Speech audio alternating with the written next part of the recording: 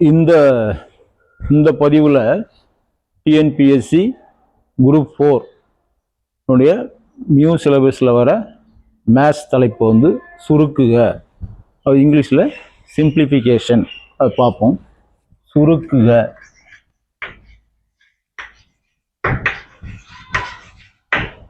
சுருக்குக இது ஃபஸ்ட்டு வந்து சிம்பிளாக ஆரம்பிக்கிறேன். இதில் அடிப்படை புரியாதவங்களுக்கு கூட இது புரிகிற மாதிரி சொல்கிறேன். அப்புறம் படிப்படியாக நான் வந்து இன்க்ரீஸ் பண்ணின்னு போகிறேன்.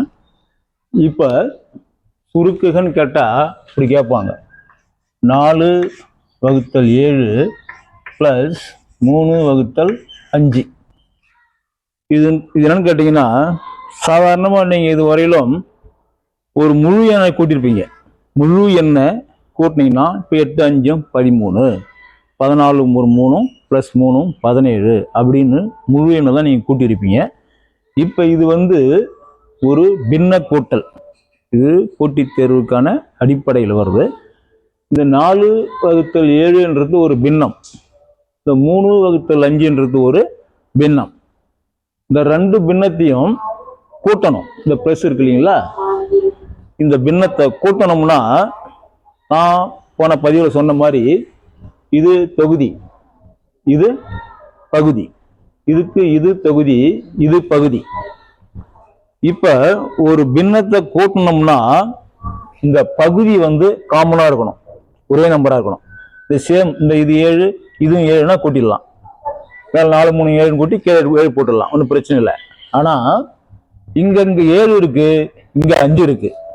அப்ப பகுதி வந்து காமனா இருக்கணும், ஒரே நம்பரா இருக்கணும்னா இந்த 7க்கும் 5க்கும் மீசிமா எடுக்கணும்னு ஒரு ஸ்டெப் இருக்குது, ஒரு முறை இருக்குது. அந்த முறைலாம் வேணாம், அதெல்லாம் கொஞ்சம் கஷ்டமானது. நம்ம எடுக்க வேண்டிய ஒரு நம்பர், காமன் நம்பர் என்னன்னு கேட்டிங்கன்னா, அந்த நம்பர் 7ஆலையும் வகுப்படணும், 5ஆலையும் வகுப்படணும்.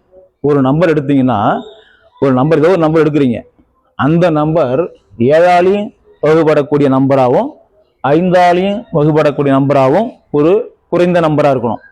ஏதோ ஒரு நம்பர், அதிக நம்பர் இல்லாமல். அது எப்படி கண்டுபிடிக்கிறதுன்னு ஒரு சிரமம் இருந்ததுன்னா, இதை பெருக்கிடுங்க. இந்த ரெண்டு நம்பரையும் பெருக்குங்க.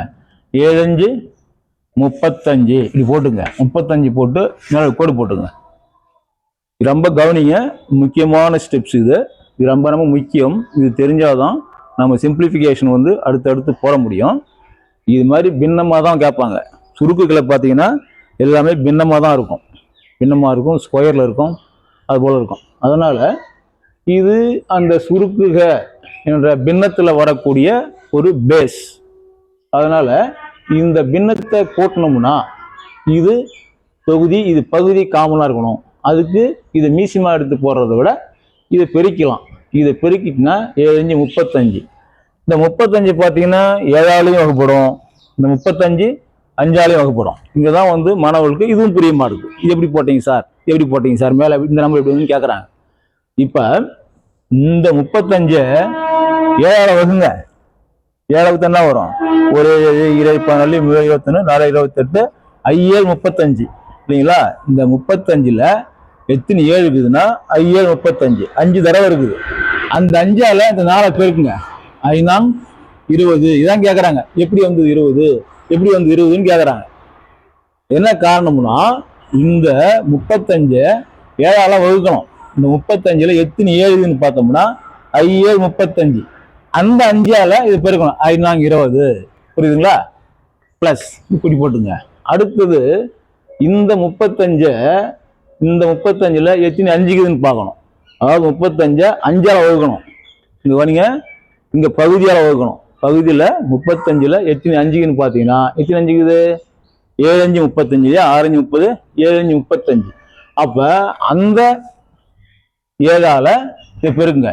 7 3 21. புரியுதுங்களா? திரும்ப சொல்றேன் பாருங்க. 4/7 + 3/5. இது வந்து ரெண்டுத்தையும் கூட்டணும்னா என்ன இருக்கணும், பகுதி காமனா இருக்கணும்ன்றதுனால இதுக்கு வந்து இதாலையும் வகுப்படணும், 7ஆலையும் வகுப்படக்கூடிய ஒரு நம்பராகவும் 5ஆலையும் வகுப்படக்கூடிய ஒரு நம்பராகவும் நம்மளுக்கு வேணுன்றதுனால இது ரெண்டுத்தையும் பெருக்கணும். 7 5 35 போட்டுக்கிறோம் பகுதியில். இந்த 35 7ஆல வகுத்தோம்னா 5 7 35. அதனால அந்த 5ஆல 4 பெருக்கணும். 5 20 பிளஸ் இந்த 35ல் எத்தனை அஞ்சுக்கு பாருங்க, 7 5 35. அப்போ அந்த 7 5 35 இருந்தாலும் அந்த 7ஆல் பெருக்கணுமா, 7 3 21. அவ்வளோதாங்க. இப்போ இது காமன் ஆயிடுச்சா, 35 காமன் ஆயிடுது. இப்போ இந்த 20 25 கூட்டினீங்கன்னா 41.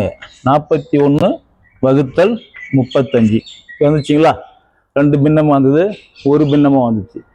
இதை வந்து ஆப்ஷனில் பின்னமாக இருந்ததுன்னா அப்படியே வச்சுக்கலாம், இல்லை கலப்பு பின்னமாக இருக்குதுன்னா அதுவும் புரிய மாட்டுது மாணவர்களுக்கு. இங்கே பாருங்க, இது எப்படி வந்து கலப்பு பின்னமாக மாற்றுறதுன்னா, இந்த 41ல் எத்தனை 35க்கு பாருங்க, 41ல் ஒரு 35 தான், 2 35 போனால் 70 ஆகிடும்.